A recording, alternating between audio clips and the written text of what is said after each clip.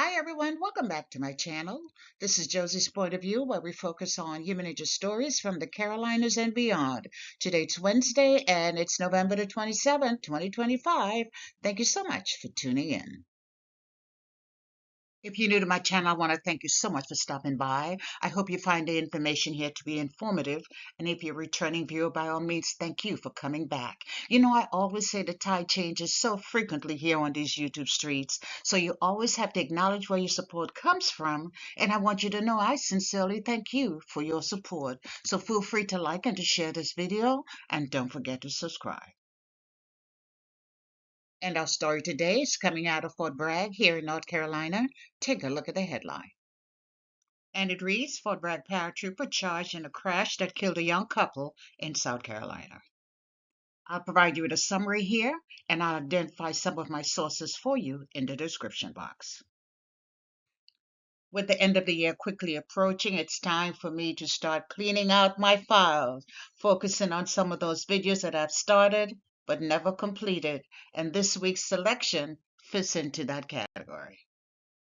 It's about a Fort Bragg soldier who was recently arrested and charged in the death of a man and his wife from South Carolina. Now, the date of this reporting is October the 8th, 2025. Now, this arrest is a bit overdue, in my opinion, considering when the incident took place. But it's breaking news for us here at home, and as long as it involves soldiers or Marines, we're going to be talking about it right here. And this has to do with an accident that took place almost 11 months ago on a busy highway in Myrtle Beach, South Carolina. The exact date was January the 8th, 2025. And here is a summary of that terrible accident as reported by one of the local media outlets, and it's based on information they received from the South Carolina Highway Patrol. Police say it was around 12:30 p.m. when a Nissan Altima collided with a Toyota Camry as both cars were traveling south on the interstate.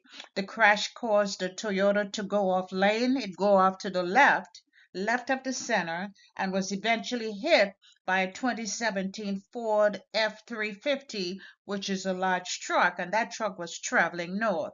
And as a result of that impact, 2 people died at the scene and 4 others were injured.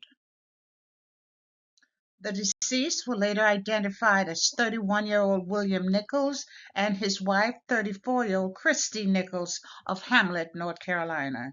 There isn't a lot of information on this couple, but reports say they had been married for 6 years. Now, it was speculated that the driver of the Nissan Altima was at fault, but no arrests were made at that time as the South Carolina Highway Patrol continued to investigate the crash. And that investigation lasted almost 11 months. 11 months!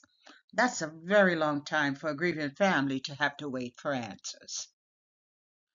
Now, back here at home, we never really heard anything about a Fort Bragg connection in relation to this incident.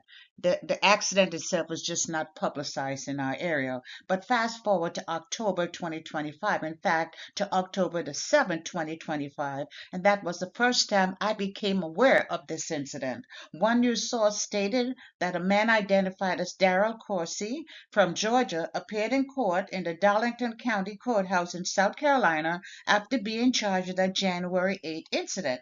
Not sure why it took such a long time, but that's not, that's not for me to understand. I'm just reporting on the story.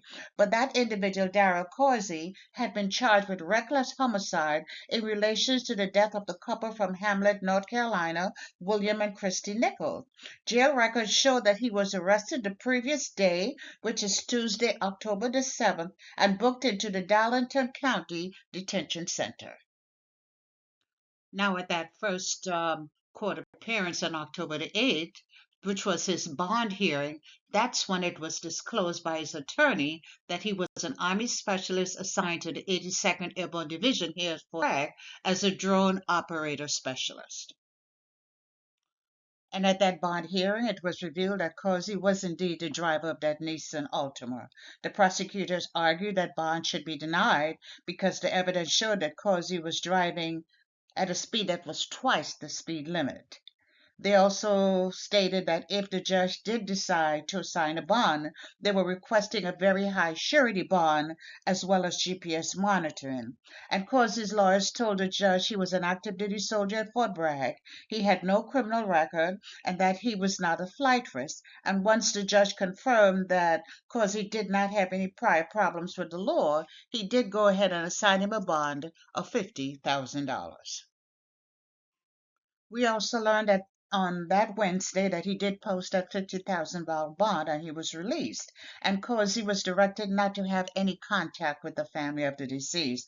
The judge also explained to all of the lawyers that if Causey's military status changed and he's no longer listed as being on active duty, that he's to return to the court and his bond would be reset based on his current status. Now, he did have another court appearance on November 12th, but that update is just not available. In fact, there are no news reporting on this story after November the 12th.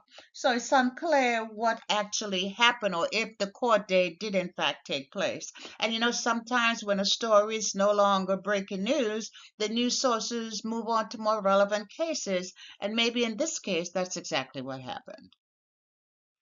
And of course, Fort Bragg was contacted for a statement or for a response, and they did issue a statement confirming that Specialist Causey was indeed assigned to Fort Bragg. They acknowledged being aware of his arrest, but they declined to comment any further, stating that any questions should be directed to the South Carolina Highway Patrol.